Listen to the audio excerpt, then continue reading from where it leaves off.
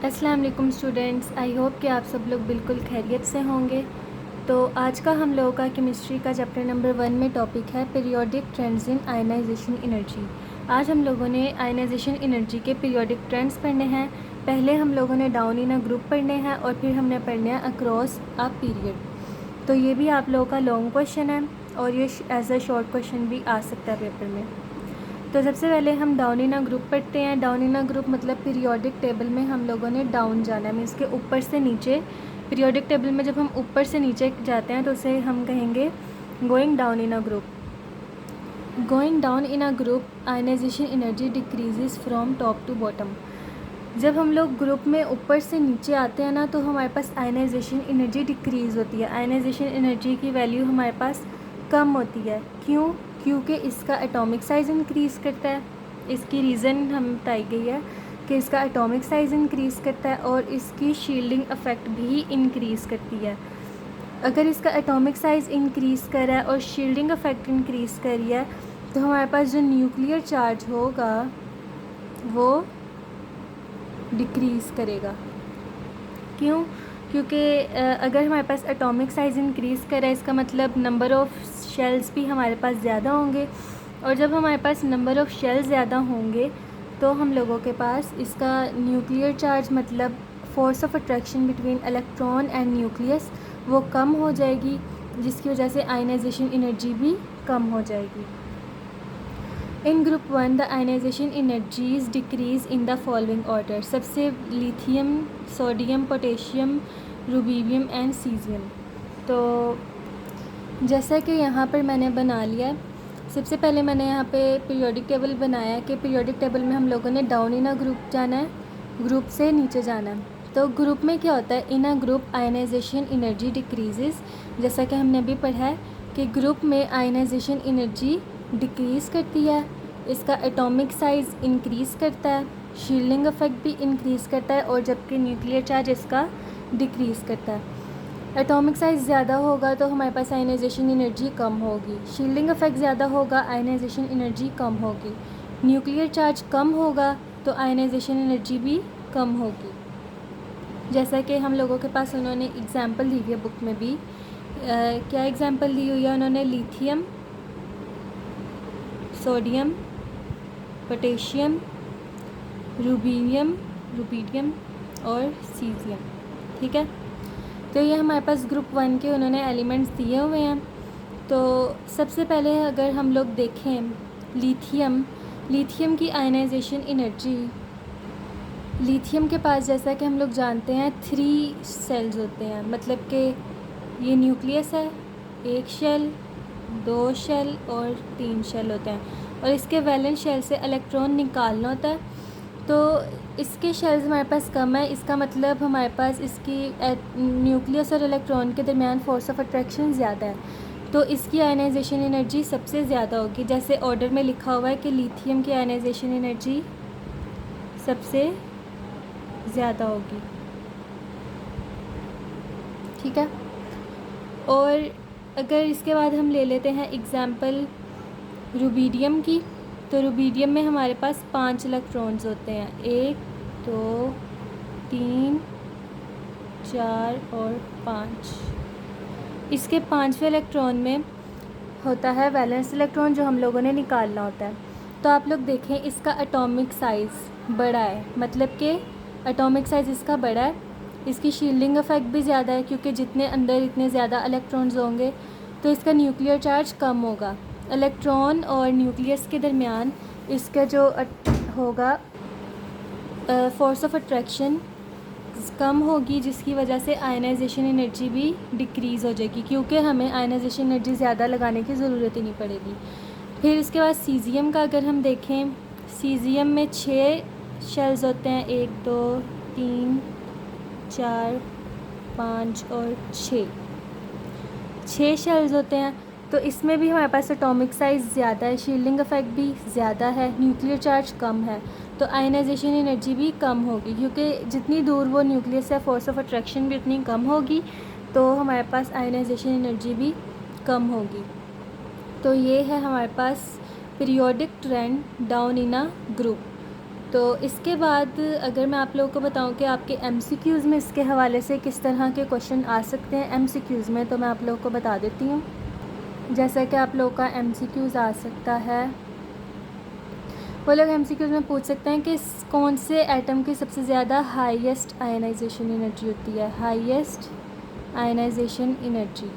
तो ये आप लोगों के पास आ जाएगा 16th ग्रुप, 16 नहीं 18 लिखना था, 18th ग्रुप, क्योंकि इसमें टोटल 18 ग्रुप होते हैं पीरियोडिक टेबल में। तो जो लास्ट वाला ग्रुप है 18 ग्रुप की सबसे ज़्यादा आयनाइजेशन एनर्जी होगी। क्यों?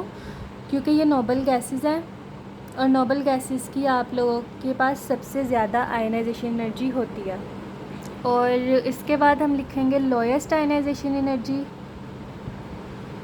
लोएस्ट आयनाइजेशन एनर्जी आप लोग के MCQs में आ सकता है, तो वो आएगा answer alkali metals. Alkali metals, alkali metals की सबसे कम आयनाइजेशन एनर्जी होती है। अल्कली मेटल्स की सबसे कम आयनाइजेशन एनर्जी होती है और नोबल गैसेस यानी 18th ग्रुप एलिमेंट्स की सबसे ज़्यादा हाईएस्ट आयनाइजेशन एनर्जी होती है। और वो MCQs में ये भी पूछ सकते हैं, अभी तो ये ग्रुप्स का बताया ना मैंने कि हाईएस्ट आयनाइजेशन ग्रुप्स में लोएस्ट आयनाइजेशन एनर्जी कौन से ग्रुप में, अल्कली मेटल्स के ग्रुप में। तो हाईएस्ट आयनाइजेशन एनर्जी एलिमेंट्स में हमारे पास सबसे ज़्यादा हाईएस्ट आयनाइजेशन एनर्जी हीलियम की होती है। हीलियम भी वन ऑफ नोबल गैसेस में ये एलिमेंट होता है। तो हीलियम की सबसे हाईएस्ट आयनाइजेशन एनर्जी होती है, जबकि लोएस्ट आयनाइजेशन एनर्जी हमारे पास सीजियम की होती है। सीजियम अल्कली मेटल्स का पहले ग्रुप का एक एलिमेंट है। वैसे सीजियम से नीचे ना हमारे पास फ्रेनियम भी होता है, लेकिन वो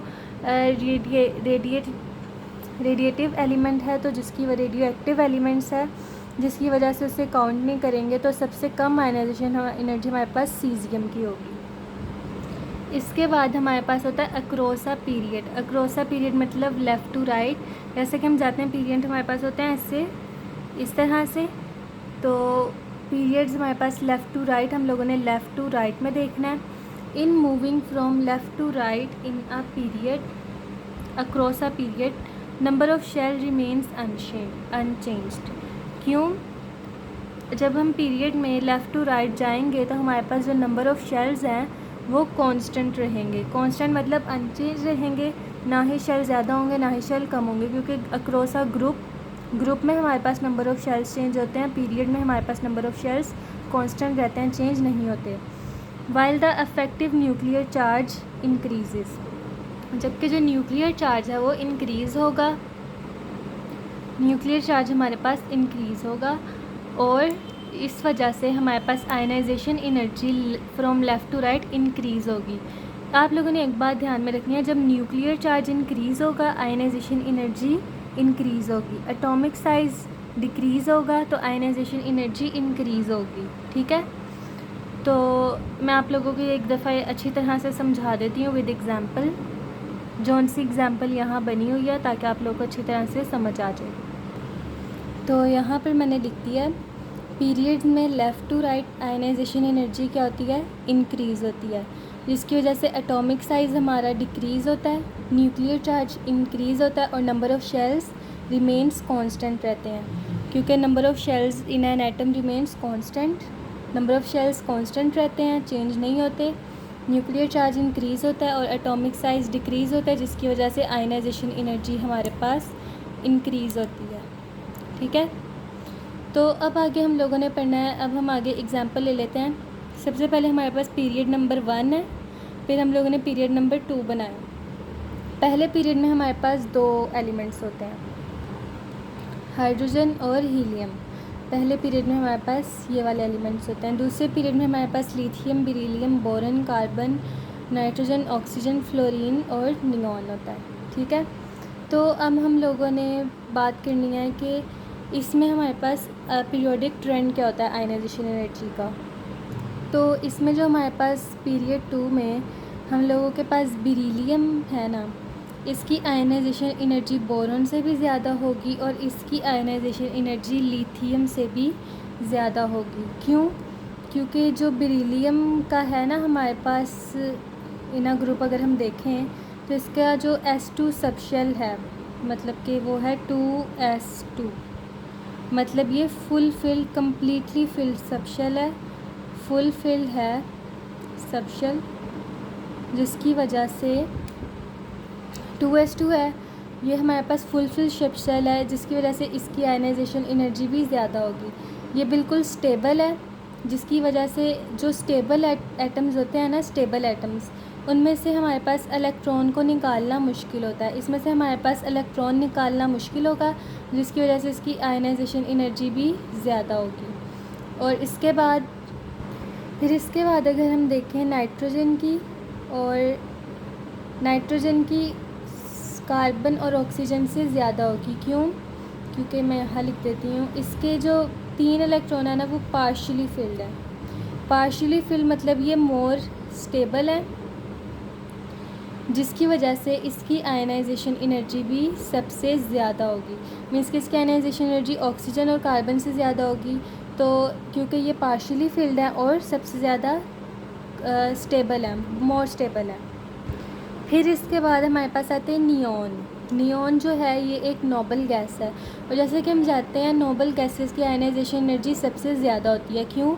क्योंकि नियॉन हमारे पास वन ऑफ नोबल गैस है, तो इसके पास ना S2 के भी सबशेल होते हैं, मीन्स के NS2 नोबल गैस की जगह हम N लिखेंगे, NS2 और N2P, मतलब कि इसके पास S ब्लॉक के भी एलिमेंट्स हैं और P ब्लॉक के भी एलिमेंट्स हैं, जिसकी वजह से इसकी आयनाइजेशन एनर्जी सबसे ज़्यादा होगी, सबसे ज़्यादा आयनाइजेशन एनर्जी होगी। आयनाइजेशन एनर्जी इसकी सबसे ज़्यादा होगी क्योंकि ये वन ऑफ नोबल गैस है। और आप लोग का MCQs आ जाए ना कि कौन से एलिमेंट्स की सबसे ज़्यादा आयनाइजेशन एनर्जी आती है, तो आप लोगों ने नोबल गैस पे टिक करना है, क्योंकि नोबल गैस की सबसे ज़्यादा आयनाइजेशन एनर्जी होती है, क्योंकि ये सबसे ज़्यादा स्टेबल होते हैं, और जितना स्टेबल कोई एलिमेंट होता है उसमें से उतना मुश्किल होता है इलेक्ट्रॉन को निकालना। तो अब हम लोग इसका एक चार्ट बना लेते हैं कि उसमें हम लोगों ने ऐसे बनाना है। हाँ, मतलब कि मैं बना लेती हूँ ऐसे, ठीक है। ये हमारे पास आ गया एक्स एक्सिस, मतलब कि यहाँ पे हमारे पास एक्स एक्सिस नहीं वाई एक्सिस, और ये हमारे पास आ गई एक्स एक्सिस, ठीक है। तो ये जो इस साइड पे मैं लिख लूँगी आयनाइजेशन एनर्जी ऊपर से नीचे, और यहाँ पे मैं लिख दूँगी पीरियड नंबर, ठीक है। यहाँ पे आयनाइजेशन एनर्जी, यहाँ पे पीरियड्स नंबर। तो सबसे पहले हमारे पास यहाँ पर हम इस तरह बना लेंगे, हमारे पास यहाँ पे आएगा, सबसे पहले ऐसे करेंगे, फिर हम करेंगे ऐसे कि सबसे पहले हम हाइड्रोजन लिख लेंगे, फिर हाइड्रोजन के बाद हमारे पास हीलियम, हमारे पास नोबल गैस है तो इसकी आयनाइजेशन एनर्जी इंक्रीज़ करेगी। ऊपर जाने का मतलब आयनाइजेशन एनर्जी इंक्रीज़ करी है, नीचे आने का मतलब आयनाइजेशन एनर्जी डिक्रीज़ करी है।